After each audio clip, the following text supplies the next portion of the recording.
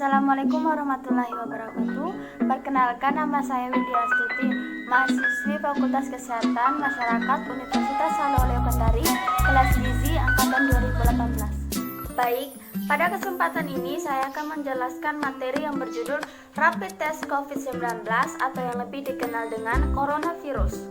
Sebelum kita masuk ke penjelasan yang lebih lanjut, kita harus mengetahui apa sih itu COVID-19.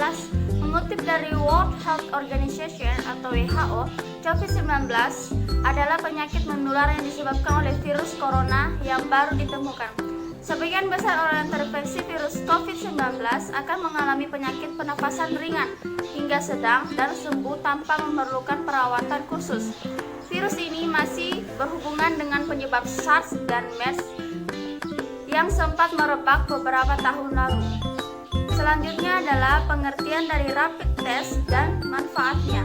Rapid test adalah metode screening awal untuk mendeteksi antibodi, yaitu IgM dan IgG, yang diproduksi oleh tubuh untuk melawan virus corona dengan menggunakan alat rapid test. Antibodi akan dibentuk oleh tubuh manusia bila ada paparan virus corona. Dengan kata lain, bila antibodi ini terdeteksi di dalam tubuh seseorang, artinya tubuh orang tersebut pernah terpapar atau dimasuki oleh virus corona. Rapid test di sini hanyalah sebagai pemeriksaan screening atau pemeriksaan penyaring, bukan pemeriksaan yang mendiagnosa infeksi virus corona atau COVID-19. Nah, yang selanjutnya adalah apa sih manfaat dari melakukannya rapid test ini? Rapid test memiliki 3 manfaat. Yang pertama, untuk menguji potensi seseorang terinfeksi virus COVID-19. Yang kedua, untuk melakukan screening potensi penyebaran COVID-19. Dan yang terakhir, yang ketiga adalah penyaringan awal untuk siapa saja yang harus mendapatkan pemeriksaan lebih lanjut terkait COVID-19. Baik, selanjutnya adalah kriteria orang yang mengikuti rapid test.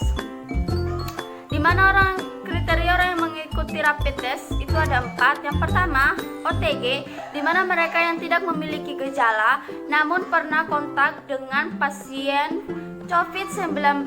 Kemudian yang kedua adalah PDP, di mana orang yang mengalami ISPA atau demam 38 derajat atau gejala sakit pernapasan serta dalam 14 hari setelah mengunjungi negara atau wilayah terindikasi COVID-19.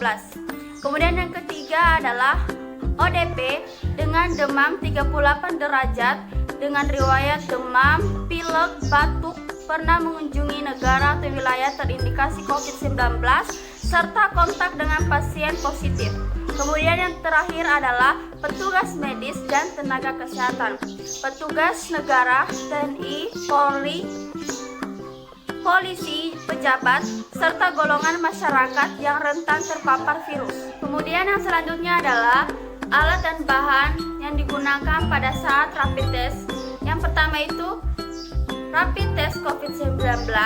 Kemudian yang kedua adalah APD khusus, menggunakan APD all cover set lengkap yang terdiri dari masker N95, baju hazmat, glove steril, pelindung wajah, pelindung mata, sepatu anti air.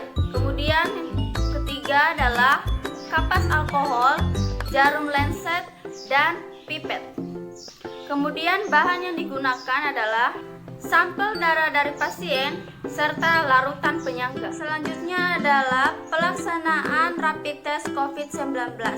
Yang pertama, bersihkan jari tengah dengan menggunakan alkohol PAD. Terus yang kedua, tusuk jari dengan menggunakan jarum lancet sekali pakai.